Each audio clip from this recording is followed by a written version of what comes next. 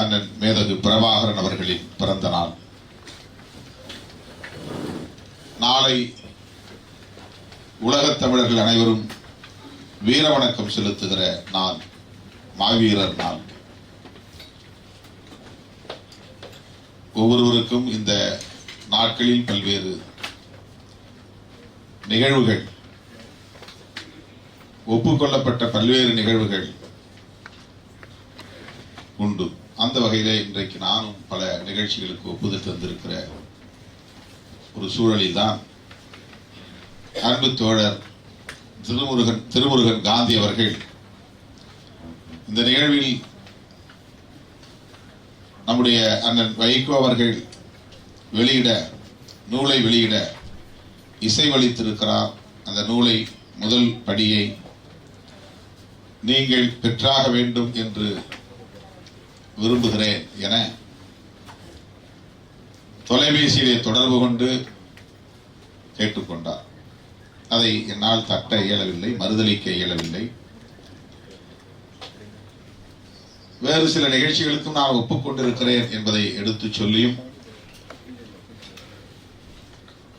இந்த நிகழ்விலே நீங்கள் பங்கேற்க வேண்டும் என்று நான் பெரிதும் விரும்புகிறேன் என தனது விருப்பத்தை மறுபடியும் அவர் சொன்ன நிலையில் உடனே நான் அதற்கு இசைவு தெரிவித்தேன்.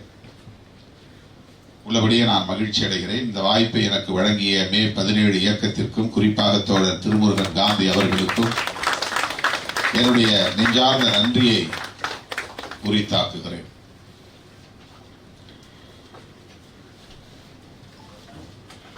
தமிழீழ விடுதலை போராட்ட களத்தில் ஆண்கள் ஆயுதமேந்தி போராடியது உலகம் அறிந்த உண்மை என்பதைப் போல, பெண்களும் அந்த களத்தில் கருவியேந்தி நின்றார்கள் என்பதை உலகம் அறியும்.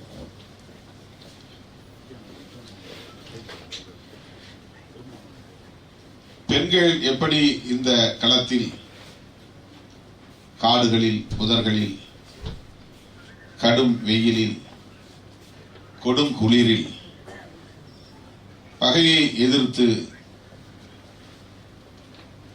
போராட முடியும்? இந்த கேள்வி எல்லோருக்கும் எழுவது இயல்பு. இது எந்த அளவுக்கு நடைமுறை சாத்தியம் உள்ளது என்றெல்லாம் எண்ணுவது இயல்பு. ஆனால் இதை மிக இலகுவாக, அதே நேரத்தில் வெற்றிகரமாக நிகழ்த்தி காட்டிய பெருமைக்குரியவர் அண்ணன் மேதகு பிரபாகரன் அவர்கள். கேள்விப்பட்டோம் அல்லது புத்தகங்களில் படித்தோம்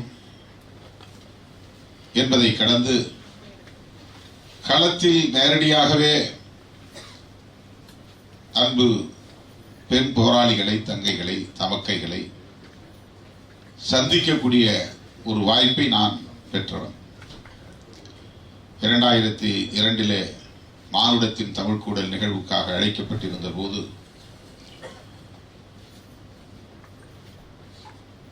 அங்கே செல்லுகிற வாய்ப்பை நான் பெற்றேன். போர் நிறுத்த ஒப்பந்தம் நிறைவேறிய நேரம், A9 சாலை என்கிற யாழ்ப்பாணத்திற்கு செல்லுகிற அந்த சாலை திறக்கப்பட்டிருந்த சூழலை பயன்படுத்தி கலை இலக்கிய கழகம், புதுவை ரத்தினதுரை அவர்களின் தலைமையில் இயங்கிய அந்த கலை இலக்கிய கழகம் ஒருங்கிணைத்த முதல் நிகழ்வு, அரசியல் நிகழ்வு, மானுடத்தின் தமிழ் கூடல். தமிழகத்திலிருந்து 5 பேர் அழைக்கப்பட்டார்கள். அதிலே நானும் ஒருவன். அந்த A9 சாலை பயணிக்கிற போது ஏற்பட்ட அந்த அனுபவம், அதை ஒரு எழுத்தாளராக நான் இருந்திருந்தால் எழுதியிருப்பேன். இன்னும் என் உள்ளத்திற்குள் அது உறைந்து கிடக்கிறது. எழுதவில்லை, அங்கொன்றும் இங்கொன்றுமாக பதிவு செய்திருக்கிறேன். ஒரு நூலாக வெடிக்கவில்லை. அந்த ஏனையின் சாலை முழுவதும் சிங்கள இராணுவத்தினரின் கட்டுப்பாட்டு பகுதிகள், விடுதலை புலிகளின் கட்டுப்பாட்டு பகுதிகள், இருவருக்கும் கட்டுப்படாத பொது பகுதி என்றெல்லாம் அந்த சாலையிலே நாம் காண முடிந்தது. வவுனியாவில் இருந்தே தொடங்குகிறது. புலிகள் கட்டுப்பாட்டு பகுதிக்கு போனதும் நம்மை அவர்கள் தரித்திருந்த உடையோடு, இராணுவ உடையோடு வரவேற்ற அந்த வரவேற்பு மெய்சிலிர்ப்பை தந்தது. இந்த மிடுக்கான உடையோடு வந்து வரவேற்றவர்கள் ஆண் புலிகள் மட்டுமல்ல, பெண் புலிகளும் தான். புலிகள் கட்டுப்பாட்டு பகுதியை கடந்து 0 பகுதி, 0 பகுதி, அங்கே யாருக்கும் உரிமை இல்லை என்கிற ஒரு இடைவெளி பகுதி, 100 மீட்டர் அல்லது 200 மீட்டர் இடைவெளி பகுதி. அதை கடந்து சிங்கள இராணுவ கட்டுப்பாட்டு பகுதி. அந்த கடைசி பகுதியில் நாங்கள் இரவு நேரத்திலே போனோம். அந்த கடைசி அந்த புலிகள் கட்டுப்பாட்டின் பகுதி ஒரு 15-20 கிலோமீட்டர் கடந்த பிறகு அல்லது 30 கிலோமீட்டர் கடந்த பிறகு அந்த புலிகளின் கட்டுப்பாட்டு எல்லை கடந்தது.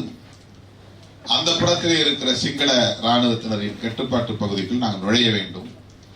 அந்த இடத்தில் பாதுகாப்புக்கு நின்றவர்கள் 10-15 பேர், அத்தனை பேரும் பெண்கள், பெண் புலிகள். இரவு நேரத்தில் எங்களை டார்ச் லைட் அடித்து எங்கள் முகங்களை பார்த்து அண்ணா என்று எங்களை அழைத்து எங்களோடு அவர்கள் அளவலாவியது, கருத்துக்களை பகிர்ந்து கொண்டது மெய் சிலிர்ப்பதாக இருந்தது. அந்த பகுதிக்கு செல்லுகிற போது அந்த பகுதியில் இருக்கிற சிங்கள இராணுவ அதிகாரிகளிடம் பேச வேண்டும். இப்படி ஒரு வண்டி வருகிறது என்றால் நேரம் கடந்து நாங்கள் போவதான், இல்லை என்றால் அவர்களிடம் பேச வேண்டிய தேவையில்லை. அந்த நேரத்தில் எங்களுக்காக 2 பெண் புலிகள் நடந்தே போய் 100 மீட்டர் அல்லது 150 மீட்டர் அந்த 0 பாயிண்ட் அதை கடந்து அங்கே உள்ளவர்களை போய் பார்த்து பேசி, இதுபோல தமிழகத்திலிருந்து வந்திருக்கிறார்கள், இவர்கள் யாழ்ப்பாணத்தில் இரவு தங்கியாக வேண்டும் என்ற தகவலை சொல்லி அவர்களிடம் ஒரு ஒப்புதலை பெற்று எங்களை மறுபடியும் வந்து அழைத்து கொண்டு போனார்கள். ஒரு நபர் கூட அந்த இடத்தில் ஆண் புலிகள் இல்லை. நல்ல இருட்டான பகுதி. பிறகு சிங்கள கட்டுப்பாட்டு பகுதியில் சில கிலோமீட்டர் கடந்து போகிறோம். அதன் பிறகு முழுக்க புலிகள் கட்டுப்பாட்டு பகுதி வந்து விடுகிறது, யாழ்ப்பாணம் போய் சேர்கிற வரை. ஆக முதலாக நான் களத்திலே பெண் புலிகளை அந்த இராணுவ உடையோடு மிடுக்காக நின்று பாதுகாப்பு, எல்லையில் பாதுகாப்பு, ஆயுதங்களை மிக இலகுவாக தாவணி போட்டுக் கொண்டிருப்பதைப் போல தோளிலே போட்டுக்கொண்டு அவர்கள் ஆணுக்கு எந்த வகையிலும் பெண்கள் சளைத்தவர்கள் இல்லை என்பதை உறுதிப்படுத்தக்கூடிய வகையில, ஆண்களைப் போல படிக்கிறோம் என்பது வேறு, ஆண்களைப் போல பரீட்சை எழுதுகிறோம் என்பது வேறு, ஆண்களைப் போல பாடுகிறோம் என்பது வேறு, ஆண்களைப் போல நாடகங்களில் எங்களால் நடிக்க முடியும், திரைப்படங்களில் நடிக்க முடியும் என்பது வேறு. ஆனால் ஆண்களைப் போல ஆயுதம் ஏந்தி போராட முடியும் என்பது வேறு. இந்த நள்ளிரவு வேளையிலும் அவர்கள் காடுகளில், புதர்களில் மண்ணை காப்பதற்கு, மக்களை காப்பதற்கு ஆற்றிய அந்த பணிகள்.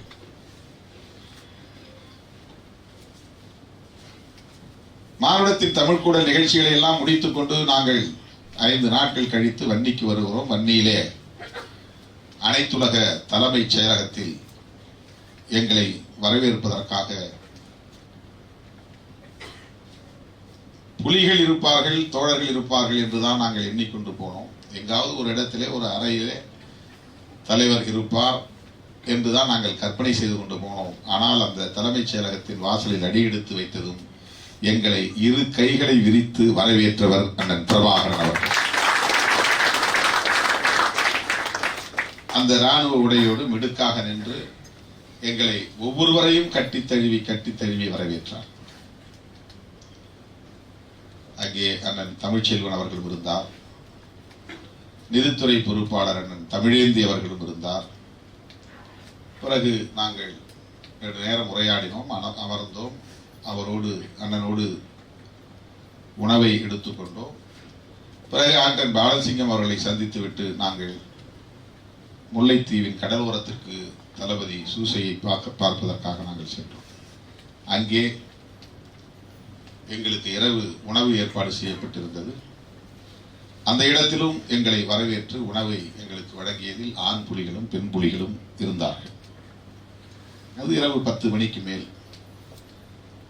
பிறகு தங்குவதற்காக எங்களை ஒரு இடத்திற்கு அழைத்து போனார்கள். அந்த இடம் நிதர்சனம் குழுவினர் இருந்த இடம். அதாவது நிதர்சனம் என்பது ஒரு ஊடகத்துறை. நிதர்சனம் என்கிற பெயரால் தொலைக்காட்சி அப்போதே அவர்கள் தொடங்கியிருந்தார்கள். ஒரு கலை பண்பாட்டு தளத்தில் பணியாற்றக்கூடிய ஒரு அமைப்பின் பெயர். அதற்கு பொறுப்பாளர் தான் சத்தியமூர்த்தி என்கிற சேரலாளர். அங்கே நிதர்சனம் குழுவை பார்த்துவிட்டு போய் படுக்கலாம் என்று அழைத்துக் கொண்டு அங்கே போனால், அங்கே அந்த நேரத்தில் 11 மணிக்கு மேல் இருக்கும். அந்த நேரத்தில் ஒரு 15-20 பேர் அந்த அலுவலகத்தில் பணியாற்றிக் கொண்டிருக்கிறார்கள், கலந்தாய்வு செய்து கொண்டிருக்கிறார்கள். அத்தனை பேரும் எழுந்து நின்று எங்களை வரவேற்றார்கள். அவ்வளவு பேரும் பெண்கள். நள்ளிரவு நேரத்திலே 11:30 மணிக்கு மேல் தன்னுடைய தாய்மண்ணை மீட்பதற்காக நடத்துகிற அந்த யுத்த களத்திலே அவர்கள் அந்த இராணுவ சீருடை இல்லாமல் இருந்தார்கள். எங்களோடு பேசிக் கொண்டிருந்தார்கள். பிறகுதான் நாங்கள் படுக்க போனோம். இப்படி அந்த களத்திலே ஆண்களும் பெண்களும், உழைக்கிற களத்திலே ஆண்களும் பெண்களும் இருக்கலாம், போராடுகிற களத்தில், அதுவும் ஆயுதமேந்தி போராடுகிற களத்தில், அதுவும் மிக கடினமான ஆபத்துகள் நிறைந்த களத்தில், பகை சூழ்ந்திருக்கக்கூடிய ஒரு போராட்ட களத்தில் எந்த வேறுபாடும் பாகுபாடும் இல்லாமல் அவர்கள் பங்களிப்பு செய்ததை கண்டு உள்ளபடியே வியந்து போகும். 2 ஆண்டுகளுக்கு பிறகு 2004ஆம் ஆண்டு மறுபடியும் நான் அங்கே பயணிக்க வேண்டிய ஒரு சூழல் அமைந்தது, வாய்ப்பு கிட்டியது. 11-12 நாட்கள் அங்கே நான் கிளிநொச்சியிலேயே தங்கியிருந்தேன். மாவீரர் நாள் வந்தது. விசுவமடு என்கிற இடத்தில் அமைந்திருக்கிற மாவீரர் துயிலும் இல்லம், அதில் நான் ஈழத்தமிழ் சொந்தங்களோடு பங்கேற்கிற வாய்ப்பை பெற்றேன். ஆயிரக்கணக்கானவர்கள் அங்கே வந்தார்கள். ஏனென்றால் அந்த விசுவமடு மாவீரர் துயிலும் இல்லம் என்பது பெரிய ஒரு 4000 பேருக்கு மேலான மாவீரர்களை அடக்கம் செய்திருக்கிற ஒரு தலம். ஒவ்வொன்றும் 5000 பேர் 10,000 பேர் என்கிற அளவுக்கு பெரிய பெரிய கோப்பாய், கிளிநொச்சி, விசுவமடு, இந்த இடங்களில் அமைந்த மாவீரர் துயிலும் எல்லாம் பெரிய பெரிய பரப்பளவை கொண்டது. ஒவ்வொரு கல்லறைக்கு 2 பேர் 3 பேர் என்று வந்து நின்றால் 4000 கல்லறை 10-12,000 பேர் அவரவர் குடும்பத்தை சார்ந்தவர்கள் அந்த கல்லறையில் வந்து தேடி பிடித்து அவ்வளவு நுணுக்கமாக ஒவ்வொருடைய முகவரியோடு கல்லறைகள் அங்கே நிறுவப்பட்டிருக்கின்றன. அவர் அடையாளம் கண்டு போய் நின்று மெழுகுவர்த்தி ஏற்றுவார்கள். அதற்கு பொறுப்பாக ஒரு தளபதி அங்கே நிற்பார். குறிப்பிட்ட நேரத்தில் எல்லா இடங்களிலும் மாவீரர் துயிலும் இல்லங்களில் திரையிடப்படும். எங்கிருந்தோ அவர் மேதகு பிரபாகரன் அவர்கள், அண்ணன் அவர்கள் உரையாற்றுவார். அதற்காக எல்லோரும் காத்திருப்பார்கள். அஞ்சலி செலுத்துகிற உடனேயே அடுத்த சில நொடிகளில் அவர் ஆற்றுகிற உரையை உலகமெங்கும் தமிழ் சொந்தங்கள் பார்ப்பார்கள் என்பதையும் தாண்டி சிங்களவர்களும் இந்தியர்களும் நமது பகைவர்களும் அவர் என்ன பேசப் போகிறார் என்பதை கவனிக்கக்கூடிய ஒரு உரையாக மாவீரர் நாள் உரை அமையும். தமிழ்நாட்டில் நாள்தோறும் மேடை போட்டு பேசுகிறோம், ஒரு நாளைக்கு 10 மேடைகளில் பேசுகிறோம். ஆனால் ஆண்டுக்கு ஒரு முறை உரையாற்றுபவர் அண்ணன் பிரபாகரன் அவர்கள். அதுதான் மாவீரர் நாள் உரை. அவர் மேடை ஏறி அல்லது உலகமெங்கும் தெரியக்கூடிய வகையில் உரையாற்றுகிற நிகழ்ச்சி மாவீரர் நாள் நிகழ்ச்சி மட்டும்தான். ஓராண்டு காலத்தில் என்ன நடந்தது, இனி அடுத்த ஓராண்டு காலத்திற்கு என்ன நடக்கப் போகிறது, சர்வதேச சூழல் என்னவாக இருக்கிறது, இலங்கை அரசியல் எப்படி போய்கொண்டிருக்கிறது, இந்திய வெளிவகார கொள்கை எவ்வாறு மாறிக்கொண்டிருக்கிறது என்பது குறித்தெல்லாம், தெற்காசிய பிராந்தியத்தில் எத்தகைய மாற்றங்கள் நிகழ்ந்து கொண்டிருக்கின்றன என்பதை பற்றி எல்லாம் அவருடைய உரையில் இடம்பெறும். அந்த மாவீரர் நாள் உரையை ஒவ்வொரு தமிழனும் கட்டாயம் படிக்க வேண்டும். ஒட்டுமொத்தமாக அது தொகுத்து வெளியிடப்பட்டிருக்கிறது. தொடக்க நாளில் இருந்து கடைசி வரையில் அவர் பேசிய அந்த உரைகளில் ஒரு இடத்தில் கூட இந்தியாவை பகை சக்தியாக அவர் முன்னிறுத்தவில்லை. ஸ்ட்ராட்டஜி என்பதுதான் முக்கியமானது ஒரு விடுதலை போராட்டத்தில். நாம் பாட்டுக்கு கோபப்பட்டபடி பேசுவது, ஆத்திரப்பட்டபடி விமர்சிப்பது என்பது ஸ்ட்ராட்டஜி அல்ல. நாம் எல்லோரும் இந்திய அரசை இன்றைக்கு விமர்சித்துக் கொண்டிருக்கிறோம். ஆனால் எந்த நாளிலும், எந்த சூழலிலும், எந்த பொழுதிலும் மறந்தும் உணர்ச்சி வயப்பட்டு இந்திய அரசை பகைத்துக் கொள்ளாத ஒரு அணுகுமுறையை அண்ணன் பிரபாகரன் அவர்கள் கையாண்டு வந்திருக்கிறார். அதை நாம் உன்னிப்பாக நுட்பமாக கவனிக்க வேண்டிய தேவை இருக்கிறது. அதற்காக நான் சுட்டிக்காட்டுகிறேன். ஏனென்றால் தமிழீழ விடுதலை என்பது இந்திய அரசை தவிர்த்துவிட்டு நிகழ்த்த முடியாது. இது ஒரு பிராக்டிக்கல் ட்ரூத். இந்திய அரசை பகைத்துக் கொண்டு நிகழ்த்த முடியாது. இது பகையாகத்தான் இருக்கிறது என்பது உண்மை, எதிராகத்தான் இருக்கிறது என்பது உண்மை.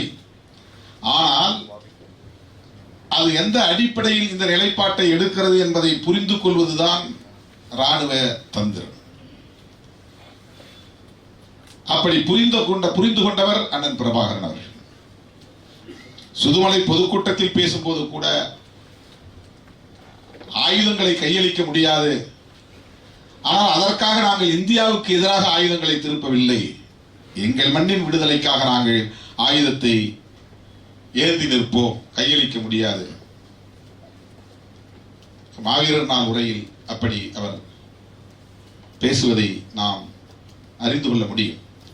அந்த விசுவமடியிலே நடந்த மாவீரர் நாள் நிகழ்வில் நானும் பங்கேற்றுவிட்டு அண்ணன் அவர்களின் உரையை கேட்டுவிட்டு விடைபெற நினைத்த போது நான் சற்று ஓரமாக ஒரு புதர் ஓரத்தில் ஒதுங்கினேன். கூட வந்த தோழர் ஒருவர் சொன்னார், அங்கே போக வேண்டாம், இங்கே போக வேண்டாம், வீட்டுக்கே போய்விடலாம், இல்லைனா கொஞ்சம் தள்ளி போய் போகலாம். இல்லை, எனக்கு கொஞ்சம் அவசரமா இருக்கு, நான் இந்த விசுவமடு மாவீரர் துயிலும் இல்லத்தின் ஒரு ஓரமாக நான் போனேன். போகும்போது நீங்க அங்கே போகாதீங்க, அங்கே போகாதீங்கன்னு சொல்றாரு. நான் எல்லாம் வெளிச்சமா இருக்கு, நாங்கள் தள்ளி போய் நின்று வரேன் அப்படின்னு சொல்லிட்டு போறேன். அப்படி போன உடனே கொஞ்சம் தூரம் தள்ளி அங்கிருந்து கல என்று ஒரு சிரிப்பு சத்தம். எனக்கு ஒன்றுமே புரியவில்லை. இருட்டில் புதர்ல ஒரு யாரோ பசங்க தான் நிற்கிறாங்களோ அப்படின்னு நினைச்சிட்டு தயங்கிட்டேன். அப்புறம் அவரு, அண்ணா அண்ணா நீங்க வாங்க வாங்க, அங்கெல்லாம் நம்ம பெண் புலிகள் நிற்பாங்க. அவங்க புதர்ல இருந்து வெளியே வந்துட்டேன். அண்ணா நாங்க தானே நிக்கிறோம், பாதுகாப்புக்காக நிக்கிறோம்னா. அப்படி ஒரு 7-8 பெண்கள். அது கொஞ்சம் தள்ளி, ரொம்ப தூரம் தள்ளி, புதர் தெரியல, வெளிச்சத்திலே தெரியல. இப்ப மாவீரர் துயிலும் இல்லத்தை சுற்றி பாதுகாப்புக்காக ஆண் புலிகள் இருக்கிறார்கள் என்று நினைத்தால் பெண் புலிகள் இருக்கிறார்கள் என்பதை அப்போது நான் புரிந்து அதிர்ச்சி அடைந்தேன். ஒரு சம்பவத்திற்காக இந்த 1-2 சொன்னேன். பல நிகழ்வுகளை சொல்ல முடியும். அங்கே சந்தித்த பல போராளிகளை இவரை கூட நான் சந்தித்ததாகத்தான் நினைவு இருக்கிறது. இந்த நூல் ஆசிரியர் மாலதி அவர்கள். ஒவ்வொருவருக்கும் ஒவ்வொரு பொறுப்பு, ஒவ்வொரு இல்லங்களை கவனித்துக் கொள்ளக்கூடிய பொறுப்பு, ஒவ்வொரு துறையை கவனித்துக் கொள்ளக்கூடிய பொறுப்பு. உடல் உறுப்புகளை இழந்த நிலையில், கைகள் இல்லாமல், கால்கள் இல்லாமல், முகம் சிதைந்த நிலையில், கண் இழந்த நிலையில் ஏராளமானவர்கள் போராளிகள் இருக்கிறார்கள். அவர்களை எல்லாம் பராமரிப்பதற்கு நவம் கலைக்கூடம் என்கிற ஒரு துறை தனியே நவம் என்பவரின் பெயரால் உருவாக்கப்பட்டிருந்தது. அங்கே போனோம். நான் கைகள் இரண்டுமே இல்லை, ஆனால் கால்களால் ஒருவர் கலைத்திறன்களை வெளிப்படுத்தினார். கம்ப்யூட்டரை இயக்கினார், இசை நிகழ்ச்சியை நடத்தினார். எவ்வளவு தன்னம்பிக்கையை ஒரு போராட்ட களம் உருவாக்கி இருக்கிறது, ஒரு தலைவன் உருவாக்கி இருக்கிறார் என்பதை நான் பார்த்து வியந்து போனேன். யாரும் புலம்பவில்லை, என் கை போய்விட்டது, என் கால் போய்விட்டது, என் கண் போய்விட்டது, என் முகம் சிதைந்து போய்விட்டது என்று ஒருவருடைய உரையிலும் பேச்சிலும் பலவீனம் தெரியவில்லை. சிம்பத்தி, அதாவது இரக்கம் தேடுகிற ஒரு அணுகுமுறை இல்லை.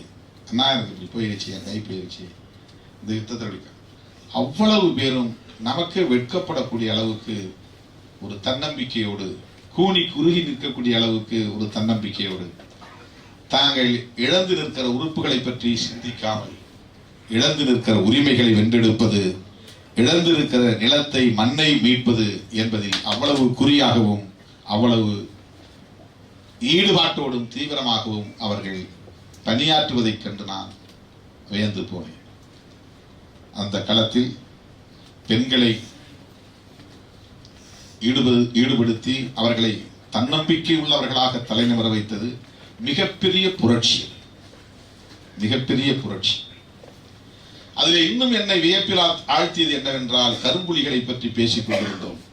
கலைத்துறையில் பெண்கள் இருப்பது என்பது பெரிய வியப்புக்குரியதல்ல. கலைத்துறையில் பாடகர்களாக இருப்பது அல்லது பறையடிப்பவர்களாக இருப்பது, கலைத்துறையில் அவர்கள் ஆகச்சிறந்த கலைஞர்களாக தங்களை ஆளுமையை வளர்த்துக் கொள்வது என்பதை காட்டிலும் கரும்புலிகள் இயக்கத்திலே பெண்கள் ஏராளமானவர்கள் இணைந்திருக்கிறார்கள்.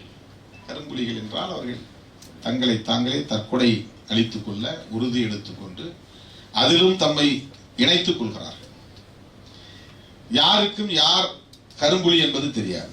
ஒரு கரும்புலிக்கு இன்னொருவர் கரும்புலி என்று தெரியாது. அவருக்கு மட்டும்தான் தெரியும், தலைவருக்கு தெரியும். தன்னை ஒரு கரும்புலி என்று அவர் பிறரிடத்தில் சொல்லுவதில்லை. கரும்புலிகளுக்கென்று ஒரு அணிவகுப்பு நடந்தது முல்லைத்தீவில். ஒரு 200-300 பேர் அதில் கலந்து கொண்டார்கள். அவ்வளவு பேரின் முகமும் மூடப்பட்டிருந்தது, கருப்பு துணியால் மூடப்பட்டிருந்தது. யார் யார் என்று யாருக்கும் தெரியாது. 200 பேர் அணிவகுத்து வருகிறார்கள், இடைவெளி விட்டு. அதிலே பெண் புலிகளும் இருந்தார்கள். நான் மிகவும் வியப்பாக கேட்டேன். அதிலே ஒரு சிலர் மனந்திறந்து பேசினார்கள். இந்த வேலையை நீ செய்ய வேண்டும் என்று எங்களுக்கு கட்டளை வரும், சரி என்று ஒப்புக்கொண்டதும் எங்களுக்கு அடுத்து ஒரு அழைப்பு வரும். அந்த அழைப்புக்காக நாங்கள் ஏக்கத்தோடு காத்திருப்போம். இந்த நாளில் இந்த இடத்தில் இந்த நடவடிக்கையை மேற்கொள்ள வேண்டும் என்கிற ஆணை இருக்கிற போது அது நடப்பதற்கு ஓரிரு நாட்களுக்கு முன்னால் ஒரு அழைப்பு வரும். என்னவென்றால், தலைவரோடு அமர்ந்து சாப்பிடுவது, அவரோடு பேசுவது, அதற்கான ஒரு அழைப்பு. அதுதான் எங்கள் வாழ்நாளில் நாங்கள் எதிர்பார்க்கக்கூடிய மிக முக்கியமான ஒன்று என்று அந்த தோழர்கள் சொன்னார்கள். எவன் களத்தில் போய் தன்னை தற்கொலை அளிப்பதற்கு கட்டளைக்கு ஒத்துக்கொண்டானோ அவன் அதற்கு முதல் நாள் தலைவரோடு அமர்ந்து உணவு எடுத்துக் கொள்வதும், மனம் விட்டு பேசுவதும், தலைவரோடு மகிழ்ச்சியாக இருப்பதும் ஒரு நடைமுறையாக இங்கே இருக்கிறது என்பதை கரும்புலிகளின் மூலம் நான் அறிந்து கொண்டேன். அதில் பெண் புலிகள் இருந்தார்கள் என்பதுதான் முக்கியமானது. கடற்புலிகளிலும் பெண் புலிகள் உண்டு, கரும்புலிகள் உண்டு. வான்புலிகளிலும் அப்படி பெண் புலிகள் உண்டு, கரும்புலிகள் உண்டு. ஊடகத்துறை, கலைத்துறையில் பெண் புலிகள் உண்டு, அதிலும் கரும்புலிகள் உண்டு. கேமராமேன், வீடியோ, ஒரு யுத்தம் எடுத்து பகையை நோக்கி சண்டை போடுவது என்பது எவ்வளவு கடினமானதோ அதைவிட கடினமானது அதை படம் எடுப்பது. அவ்வளவு கடுமையான இடங்களுக்குள்ளே, புதர்களுக்குள்ளே நின்று, காடுகளுக்குள்ளே நின்று அந்த காட்சிகளை எல்லாம் பதிவு செய்வது கடினமானது. அடுத்து ஒற்றுத்துறை, உளவுத்துறை, உளவு புலிகள், அதிலும் பெண் புலிகள் உண்டு, அதிலும் கரும்புலிகள் உண்டு. எனக்கு தெரிந்து இந்த அளவுக்கு பெண்களை ஆண்களுக்கு நிகராக உடல் வலிமையும் உள்ள வலிமையும் உண்டு என்று உறுதிப்படுத்தி அவர்களை ஒரு மாபெரும் சக்தியாக களத்தில் நிறுத்திய பெருமைக்குரியவர் அண்ணன் பிரபாகரன் அவர்கள். இடங்கள்ல போலீஸ் கூட பெண் போலீஸ் இருக்கிறாங்க. இப்போ ராணுவத்தில் கூட பெண் அதிகாரிகள் சிலர் வந்திருக்கிறாங்க. ஆனால் இது எவ்வளவு பெரிய பகை சூழல். ஒரு 20-22 நாடுகள், ஏகாதிபத்திய நாடுகள் எல்லாம் சேர்ந்து எதிர்க்கிற யுத்தம் அது. சிங்களவர்கள் மட்டும் கிடையாது, இந்தியா மட்டும் கிடையாது, அமெரிக்கா, இங்கிலாந்து, கனடா, அமெரிக்க அடிவரடி நாடுகள், ஏறத்தாழ 22 நாடுகள் ஒரு அமைப்பை எதிர்த்து, ஒரு நாட்டை எதிர்த்தல்ல, ஒரு அரசை எதிர்த்தல்ல, தமிழீழ விடுதலை புலிகள் என்கிற ஒரு இயக்கத்தை எதிர்த்து, சிங்கள பேரினவாத அரசு மட்டுமல்ல, அல்லது இந்திய பேரரசு மட்டுமல்ல, சீனா, அது ஒரு ஏகாதிபத்திய அரசு. பாகிஸ்தான் அந்த படையிலேயே அவர்களுக்கு துணையாக நின்ற ஒரு நாடு. இவ்வளவு பேரையும் எதிர்த்து நிற்கக்கூடிய ஒரு வலிமையை ஆண்கள் இடம்பெறுகிற படையில் மட்டுமல்ல, பெண்களும் அந்த படையிலே இடம்பெற்று அந்த வலிமையை பெற்று களத்திலே நின்றார்கள் என்பது மிகப்பெரிய சாதனை, மிக பெரும் புரட்சி. அப்படி தமிழ் பெண்களுக்கு பொதுவெளி, அதுதான் பொதுவெளி, ஆண்களும் இணைகிற ஒரு இடம்தான் பொதுவெளி என்பது மெயின் ஸ்ட்ரீம். மைய நீரோட்டம் நாம் சொல்றோம் இல்லையா, பொது நீரோட்டம் என்று சொல்கிறோம் அல்லவா. அப்படிப்பட்ட பொதுவெளியில் தமிழ் பெண்கள் எத்தகைய இடத்தை பெற்றார்கள், அது எப்படி சாத்தியமானது என்பதை மாலதி அவர்கள் தன்னுடைய கள அனுபவங்களில் இருந்து இதை பதிவு செய்திருக்கிறார் என்றால் இந்த நூல் அவசியம். பெண்ணியம் பேசக்கூடிய அத்தனை பேரும், பெண் விடுதலையை பேசக்கூடிய அத்தனை பேரும், பெண்களை பொது வாழ்வில் ஈடுபடுத்தக்கூடிய இயக்கங்களை சார்ந்த அத்தனை பேரும் படிக்க வேண்டிய ஒரு நூலாக நான் இதை பார்க்கிறேன். அவசியம் அனைவரும் இதை படிக்க வேண்டும். பெண்களை நாம் ஒரு குறிப்பிட்ட எல்லை வரைதான் அனுமதிக்க முடியும் என்கிற நிலையை கடந்து நீண்ட நெடுங்காலமாக பெண்களை எத்தகைய நிலையில் இந்திய சமூகம், அது இலங்கையும் உட்படுத்தியதுதான். இலங்கை இந்திய சமூகம் என்றால் இலங்கையும் அதில் உட்பட்டதுதான். இலங்கை இந்தியாவின் அத்தனை கூறுகளையும் கொண்டிருக்கிற ஒரு நிலப்பகுதி. இங்கே உள்ள இந்து மதம் அங்கே உண்டு, இங்கே உள்ள பௌத்தம் அங்கே உண்டு, இங்கே உள்ள சமணம் அங்கே உண்டு, இங்கே உள்ள சாதி அமைப்பு முறை அங்கே உண்டு, இங்கே உள்ள அரசியல் போக்குகள் அங்கே உண்டு. இங்கே உள்ளவர்களுக்கு காந்தியடிகள் எப்படி ஒரு தலைவராக தோன்றினாரோ அப்படி அங்கே உள்ள தமிழ் மக்களுக்கும் காந்தியடிகள் ஒரு தலைவராக அன்றைக்கு இருந்தார். இப்படி சொல்லிக்கொண்டே போகலாம். எனவே இலங்கை என்பதும் இந்தியா என்பதும் கலாச்சார தளத்திலே மாறுபட்ட ஒன்று அல்ல. இங்கே எப்படி பெண்கள் ஒடுக்கப்பட்டிருந்தார்கள் அல்லது கல்வி மறுக்கப்பட்டு அதிகாரம் மறுக்கப்பட்டு கிடந்திருக்கிறார்கள், உழன்று கொண்டிருந்தார்கள் என்பதை நாம் அறிவோம். அப்படிப்பட்ட ஒரு சமூக சூழலில், காலச்சூழலில், நிலவிய சூழலில், அதாவது நிலச்சூழலில் இலங்கை தீவிலே, தமிழ் மண்ணிலே அந்த பெண்களை சமூக தடைகளை தகர்த்துவிட்டு பொதுவெளிக்கு கொண்டு வந்தது. போராட்ட சூழல் நெருக்கடியை தந்திருக்கிறது என்றாலும் கூட அதை வெற்றிகரமாக முன்னெடுத்து வழிநடத்தக்கூடிய, வலிமைப்படுத்தக்கூடிய ஒரு தலைமை, நேர்மை திறம் வாய்ந்த தலைமை, புரட்சியை நோக்கி மக்களை வழிநடத்தக்கூடிய ஆற்றல் வாய்ந்த ஒரு தலைமை, பாலின வேறுபாடுகளில் இருந்து அரசியல் படுத்துகிற, அவர்களை மீட்டு அரசியல் படுத்துகிற ஒரு ஆளுமை வாய்ந்த தலைமை அண்ணன் மேதகு பிரபாகரன் அவர்களின் தலைமை. பெண்கள் எல்லா துறைகளிலும் எப்படி பிரிகேடியர் என்று ஒரு ஆண் படைத்தளபதிக்கு ஒரு பதவியை அல்லது ஒரு பொறுப்பை வழங்கியிருக்கிறார்களோ அப்படி அந்த அளவுக்கு பெண் புலிகளும் அந்த பதவியை எட்டி இருக்கிறார்கள். அவர்களின் கீழ் ஆண் படையணிகளும் உண்டு. ஒரு பெண் தளபதியின் கட்டளை தளபதியின் கீழ் ஆண் புலிகளும் போராடி இருக்கிறார்கள், போராடினார்கள். இது வரலாறு. ஆகவே சமூக தடைகளை தகர்த்து ஒரு விடுதலை போராட்டத்தில் பங்கேற்பது, இன பகைவர்களை எதிர்த்து நிற்பது, கருவி ஏந்தி களமாடுவது, பங்கர் அப்படின்னு சொல்லுவாங்க, பதுங்கு குழிகள்.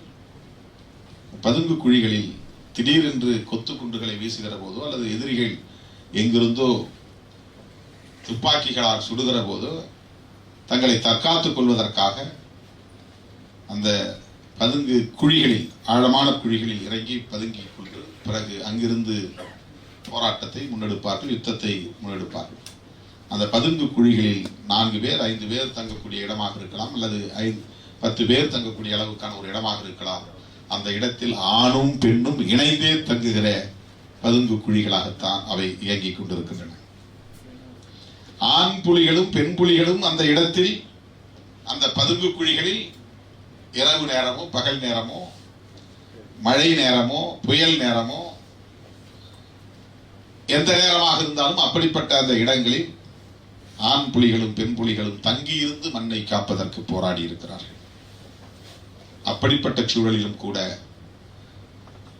பாலியல் குற்றச்சாட்டுகள் ஆளாகாத வகையில அதன் மூலம் ஒரு இயக்கத்தில் எந்த தளர்வுகளும் அல்லது பலவீனங்களும் ஏற்படாத வகையில ஒரு இயக்கத்தை வெற்றிகரமாக முன்னெடுத்து செல்வது என்பது சாதாரணமான ஒன்று அல்ல. அப்படிப்பட்ட ஒரு மகத்தான சாதனையை படைத்து உலகிற்கு, உலக சமூகத்திற்கு, ஆளும் வர்க்கத்திற்கு, ஏன் வல்லரசுகளுக்கே உணர்த்தியவர் அண்ணன் பிரபாகரன் அவர்கள். அமெரிக்காவினுடைய ராணுவ பள்ளிகளில் போர் தந்திரங்கள் குறித்து பாடம் சொல்லித் தருகிற போது புலிகளின் போர் தந்திரம் என்கிற பாடத்திட்டமே உண்டு என்று சொல்வார்கள். இவர்கள் எந்த நாட்டிலும் பயிற்சி பெற்றவர்கள் இல்லை, ராணுவ பள்ளிகளை உருவாக்கி பயிற்சி பெற்றவர்கள் இல்லை. ஆனால் உலக நாடுகளையே ஆக்கிரமிக்க துடிக்கிற அல்லது ஆக்கிரமித்துக் கொண்டிருந்த அமெரிக்காவின் படை பள்ளிகளில், படை பயிற்சி பள்ளிகளில் புலிகளின் ராஜதந்திரம் என்பது ஒரு சப்ஜெக்டாக, ஒரு பாடத்திட்டமாக இருந்தது என்று கேள்விப்படுவோம். உலக வரலாற்றில் எவரும் சாதிக்க முடியாததை சாதித்து காட்டிய ஒரு பேர் இயக்கம் அண்ணன் மேதகு பிரபாகரன் அவர்களின் தலைமையிலான பேர் இயக்கம் இன்றைக்கு உலக சூழல் மாறியதன் விளைவாக நசுக்கப்பட்டிருக்கிறது. இது வெறும் அரசியல் சதிகளால் வீழ்த்தப்பட்டதல்ல, அல்லது துரோகங்களால் மட்டுமே வீழ்த்தப்பட்டதல்ல. நாம் என்ன நினைப்போம்னா, இந்த சமூகத்துக்குள்ளே, இந்த கட்சிக்குள்ளே, இந்த அமைப்புக்குள்ளேயே இருந்தவர்கள் வெளியே போய் காட்டி கொடுத்து விட்டார்கள், அதனால் வீழ்ச்சி அடைந்தது என்று ஒரு கோணத்தில் நாம் பார்க்கிறோம்.